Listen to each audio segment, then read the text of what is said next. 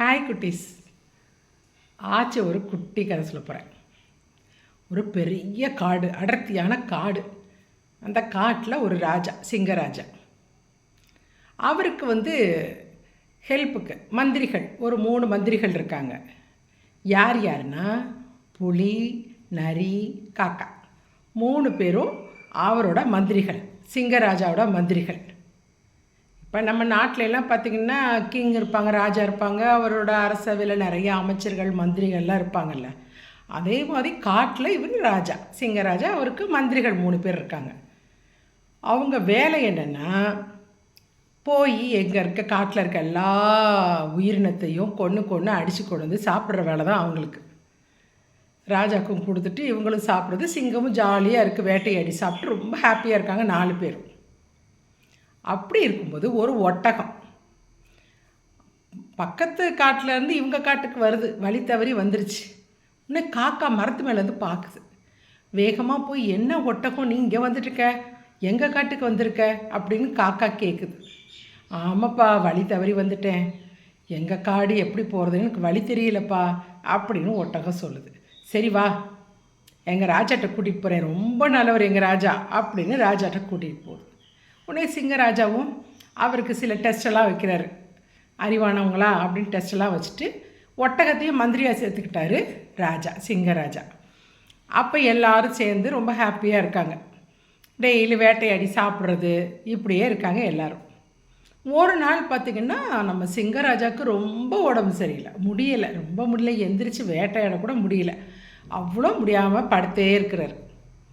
அதனால் என்ன பண்ணுறாங்க, இவங்க மந்திரிகள் தானே, இவங்கெல்லாம் போய் வேட்டையாடி டெய்லி கொண்டு வந்து கொடுத்துட்ருக்காங்க. ஒரு நாள் வேட்டைக்கு போனால் ஒரு உயிரினம் ஒன்று கூட கிடைக்கல. வேட்டையாடுறதுக்கு ஒரு ஜீவராசி கூட கிடைக்கல இவங்க 3 பேர்த்துக்கும். என்னடா பண்ணுறது, நம்ம ராஜா பசியோடு இருப்பார், என்ன பண்ணுறதுன்னு எல்லாரும் யோசிக்கிறாங்க. அப்போ காக்காவுக்கு ஒரு ஐடியா வருது. நம்மக்கிட்ட தான் நல்லா இவ்வளோ பெருசாக ஒட்டகம் இருக்கே, அப்புறம் இதுக்கு நம்ம கவலைப்படணும் அப்படின்னு சொல்லிட்டு போய் நேராக சிங்கத்திட்ட போகுது. சிங்கத்திட்ட போய், ராஜா இன்றைக்கி ஒன்றுமே கிடைக்கல, நாங்கள் எவ்வளவோ ட்ரை பண்ணி பார்த்துட்டோம், ஒரு ஜீவராசி கூட கிடைக்கல. அதனால நம்ம தான் ஒரு ஒட்டகம் வச்சுருக்கோம்ல, புதுசாக வந்திருக்கே, நல்லா பெருசாக இருக்கே, அதை இன்றைக்கி அடித்து சாப்பிட்றலாம் அப்படின்னு காக்கா ஐடியா சொல்லுது. உடனே சிங்கராஜா, ஐயே நீ என்ன பேசுகிற, நான் மந்திரியாக சேர்த்துட்டேன், அவன் நம்மளில் ஒரு ஆள், நான் மந்திரியாக சேர்த்துட்டேன், இனிமேல் அதெல்லாம் சாப்பிடக்கூடாது, தப்பு அப்படின்னு சிங்கராஜா சொல்கிறார். என்ன ராஜா நீங்கள் இப்போ பசிக்கு சாப்பாட்டுக்கு என்ன பண்ண முடியும் அப்படின்னு காக்காவும் நிறைய எல்லோரும் சேர்ந்து பேசுகிறாங்க. உடனே சிங்கம் சொல்லுது, ரொம்ப தப்பாக தெரியுது எனக்கு, அப்படிலாம் ஒட்டகத்தை அடிச்செல்லாம் நான் சாப்பிட மாட்டேன், இது ரொம்ப தப்பு அப்படின்னு சிங்கராஜா பேசுகிறார். உடனே காக்கா சொல்லுது, சரி நீங்களாம் அடி சாப்பிட வேண்டாம், ஆனால் ஒட்டகமே உங்ககிட்ட நீங்கள் என்னை சாப்பிட்டுக்கங்க, நான் செத்து போனாலும் பரவாயில்ல, நீங்கள் என்னை சாப்பிடுங்கன்னா நீங்கள் சாப்பிட்ருவீங்க தானே அப்படின்னு காக்கா கேட்குது. சிங்கராஜா அமைதியாக இருக்கார். உடனே நரி சொல்லுது, பற்றியா அவர் அமைதியாக இருக்கார், அப்படின்னா சம்மதம்னு அர்த்தம், ஓகேன்னு அர்த்தம். மௌனம் சம்மதத்துக்கு அறிகுறி. அமைதியாக இருக்கார் நம்ம சிங்கராஜா. அதனால் நம்ம ஏதாவது ஒரு ஐடியா பண்ணலாமா அப்படின்னு கூட்டிகிட்டு 3 பேர் போகிறாங்க. புலி, நரி, காக்கா 3 பேரும் போயிட்டு ஒட்டகத்திட்ட போயிட்டு, நமக்கு ராஜாவுக்கு இன்றைக்கி சாப்பாடே கிடைக்கல, ஒரு ஜீவராசியும் கிடைக்கல, என்ன பண்ணுறது தெரியலப்பா, வா நம்ம போய் சிங்கத்திட்ட பேசலாம் அப்படின்னு சொல்லிட்டு ஒட்டகத்தையும் கூட்டிகிட்டு வர்றாங்க. உடனே காக்கா சொல்லுது, ராஜா நீங்கள் ரொம்ப பசியோடு இருப்பீங்க, அதனால் நீங்கள் என்னைய சாப்பிட்ருங்க அப்படின்னு காக்கா சொல்லுது.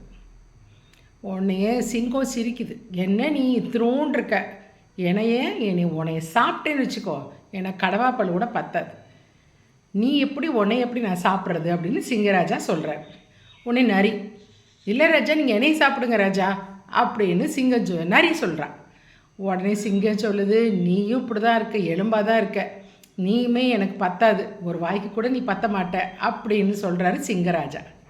உடனே புலி, ராஜா நான் நல்லா பெருசாக தானே இருக்கேன், நீங்கள் என்னையை சாப்பிடுங்க ராஜா அப்படின்னு புலி சொல்லுது. உடனே சிங்கம் சொல்லுது, இல்லைப்பா எனக்கு இருக்க பசிக்கு நீங்கள்லாம் பத்த மாட்டீங்க அப்படின்னு சொல்லுது. இதெல்லாம் ஒட்டகம் கேட்டுக்கிட்டே இருக்கு. என்னடா இது, எல்லாரும் என்னையே சாப்பிடுன்னு போய் சொல்கிறாங்க. சிங்கராஜா வந்து மாட்டேன் மாட்டேன்னு சொல்கிறாரு.